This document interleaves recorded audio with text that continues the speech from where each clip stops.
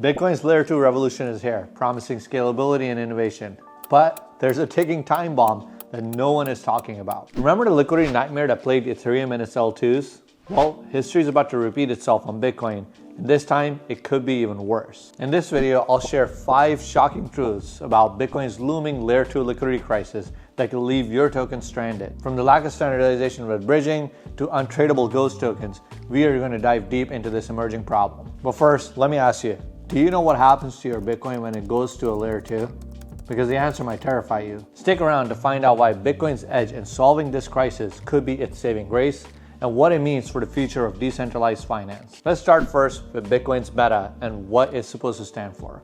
We all know Bitcoin's always served as the shining city on the hill, supposed to be setting the standard for decentralization, for fighting against centralized corruption, and for providing a means or a flag and a call for all of us to champion the cause of decentralized, transparent, peer-to-peer transfer of assets that cannot be censored or controlled by any central entity.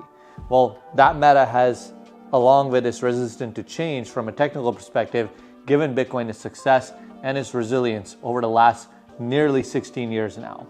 And it has proven to be extremely successful. But all of that is starting to change right around 2 years ago with the introduction of Ordinals protocol. So we're going to dive into how those changes are coming in and the problems that they're bringing into the space, and why Bitcoin's historical resilience is going to be its key edge in this area. There's a whole video I've made that goes into Bitcoin's story, so we won't cover that here, but it comes down to that the folks that are serving as the stewards of the Bitcoin ecosystem, and especially BTC-Fi ecosystem with the launch of Ordinals, BRC20s, Runes, now CAT20 tokens, and many, many more technologies, including OPCAT and Covenants coming to the space. The idea is that we don't want to repeat the problems and the issues of the EVM ecosystem. We want to learn from that and have a better outcome on Bitcoin and its BTC-Fi, including its Layer 2 ecosystem.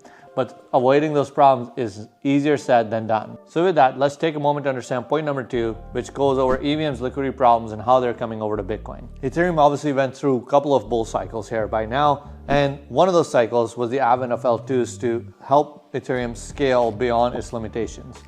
With the advent of these L2s and sidechains and even other L1s that were competing with Ethereum, obviously there were tokens that were being bridged and migrated all over the place.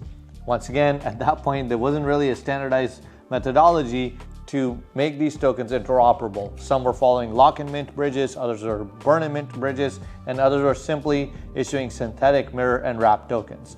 This plethora of tokens that were being launched created a liquidity nightmare. This meant that in many cases you would have an official token on chain 1 and some random bridge would map your token to be able to be tradable on chain 2. Now, if the official project has not added any liquidity, users might bridge over to chain 2 thinking, oh, I can go over there, maybe doing some airdrop hunting or some reward hunting, and they might realize that that token is now stuck. They can't trade that token out for any other viable asset, and in many cases, the bridge can't be used to bring the token back, in many cases for days, at which point the token's liquidity has completely changed on the primary chain. So this problem plagued Ethereum for many, many years and still does to this day and age. But Ethereum still had one thing going for it. The ERC20 standard at least ensured that wet or wrapped ETH, along with ETH native, had a clear mechanism to move across chains. What Bitcoin is facing is similar to the early days of DeFi and interoperability in Ethereum, where Bitcoin itself does not have a similar standard of how we should be moving Bitcoin off of L1 onto L2s. With Stacks, which is one of the most reliable solutions out there, you have sBTC and the signature schemes that they're using in order to secure the deposit of BTC on Bitcoin, and then releasing the sBTC that is minted by that deposit, backed by that deposit, onto the Stacks network. This is slightly different than what other protocols are doing. Take a look at, for example, how Lightning operates with its 2-state channels. Or Fractal Bitcoin is an up-and-coming chain that has issued its own version and is following a very different approach than Stacks and Lightning. So with these different approaches, you've got a version sBTC, you've got Lightning's version of sats that are being transferred and traded, and then you've got Fractal and many, many more with an L2 that I predict will be launched every day in the peak of the bull season. The problem here that becomes is that these L2s are not following a similar standard or an interoperable standard that can enable seamless trading or transfer of these Bitcoin across L2s. And in some cases, it's also a concern that will these Bitcoin that have moved off of L1 ever be able to come back to the L1 itself through some sort of a bridge, or is it a one-way bridge where you may get stuck on a ghost chain with a ghost asset? So with that, let's dive a little bit deeper into point number 3, which is Bitcoin's L2 liquidity segregation problem.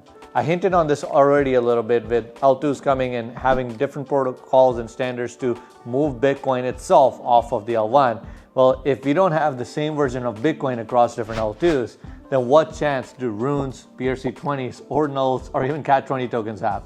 As they're launched and they have supply on primary chain, the Bitcoin L1, or maybe some projects will just launch directly on stacks and Bitcoin L2s that are up and coming, including those that are getting a lot of hype, such as Beyond. What will happen when those tokens that are launched on one L2 are not able to be transferred across to the other L2s? What the concern be identifying and looking for developers to address is making sure that once tokens are launched on a single chain, that there's a standard mechanism to move them across, to make them tradable, and to ensure that they can have a path back to the L1, to avoid the situation of ghost and isolated tokens on abandoned chains, which may go through a hype cycle and then completely get abandoned, leaving the tokens and assets on that chain for all the users who've invested in those completely worthless. Now, I'm going to cover some solutions around this, but so far, if you found the information I've shared helpful, I actually shared other videos about the EVM ecosystem and how it's connecting the Bitcoin ecosystem to the rest of the world as well. So make sure you take a moment to like this video, subscribe to the channel, and turn on the notifications bell as well for future videos that I might be launching. With that, why don't we dive into the solution that is poised to be the best suited solution to solve this liquidity segregation problem with Bitcoin L2s, and that is Omnichain Liquidity and what it can do for liquidity segregation on Bitcoin L2s. So the idea with Omnichain Liquidity is that once the token is launched on one chain, so we're talking about Runes launch on Bitcoin L1, for them to be moving across to, let's say, Fractal Bitcoin or Stacks or Beyond or any other chain, you're not going to necessarily bridge them over, and the bridge is not going to issue a wrapped or mirror asset. What you're going to do is you're going to enable something called native token transfer. This is similar to technology that's utilized by Circle's USDC. It's similar to the technology that's already implemented now in the EVM ecosystem with Layer 0's OFT and Axelar's ITS. So essentially, it's native token management across different chains, and the supply management is natively handled. So as Runes move from Bitcoin L1 to, let's say, Fractal, that supply that is moved off will be reduced from the Bitcoin L1 and will be increased on the Fractal side. Furthermore, Omnichain Liquidity enables seamless trading. So let's say that a token was launched on Stacks, but somebody on Fractal or Beyond wants to trade that token.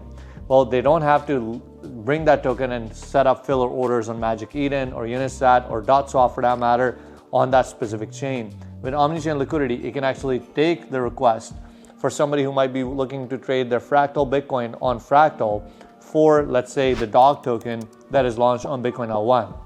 And it can take the deposit of the Fractal Bitcoin from Fractal, settle the transfer on Bitcoin L1 itself, get the dog token deposited, and issue the dog token natively on Fractal for the user. So the user never had to leave Fractal and was able to trade the token that only had a market on Bitcoin L1.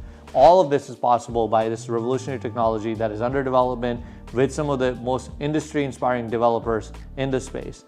And I'm really excited about its prospects in the future because it relies on existing technologies to enhance a very, very big problem, that is the problem of liquidity segregation. So with the implementation of this technology, we're going to be able to trade any token across any other L2 without having to continuously hop our experts and load that specific chain with enough transaction cost, enough sats with transaction costs. You're just going to be able to fund it from the one chain that you primarily operate on, which is a huge convenience for users, and further it reduces risks of your sats getting stuck on a ghost chain if that chain loses traction or hype. With that, let's get into the final point, point number 5, which is about scaling Bitcoin with connected ecosystems. So this technology is aiming primarily to solve the Bitcoin L2 liquidity segregation problem, but Omnichain Liquidity is already integrated with about 24 EVM and non-EVM ecosystems, including many of the popular EVM L2s, including Base, Ethereum, Arbitrum, Optimism, and then also some non-EVM inspiring ecosystems such as Solana and Dotsama ecosystems, Cosmos as well.